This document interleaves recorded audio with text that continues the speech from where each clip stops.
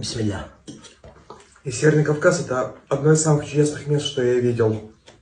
Я у себя на Алтае сказал то, что я хочу поехать на Кавказ, и мне одногруппники сказали: Яков, тебе голову отрежут, не едь на Кавказ. 3 истории про Чечню, который считается таким жестким регионом. Первая история. Уезжал в Чечню. Меня брал с собой дагестанец, аварец. Я так вкратце обмолвился, что хотел бы попить. Он остановил машину, купил мне чай. И продолжили мы дальше путь. Второй сюжет. Уезжаю из Грозного. Он путешествовал автостопом и живет по каучсерфингу у меня. Я уезжаю из Грозного. Ко мне подходит парень примерно моего возраста и спрашивает: ты голоден? Я говорю: нет. Тебе есть где ночевать? Спасибо, я уезжаю из города. И так мы повторяли 3 раза. И я 3 раза довольно решительно отказался. И только после этого он спросил, как меня зовут, что я тут делаю.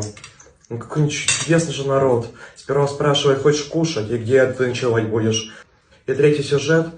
Я еду в горы, я уже немножко проголодался. И останавливается приора. Выходит дедушка, спрашивает: кушать хочешь? Говорю: да, хочу. Посадил к себе в машину, повез в аул и накормил чудесной бараниной. На Кавказе никому голову не отрезают. Самое страшное, что произойдет, это подавитесь чудесной бараниной. Спасибо. Спасибо. Кушай, кушай, Арсений.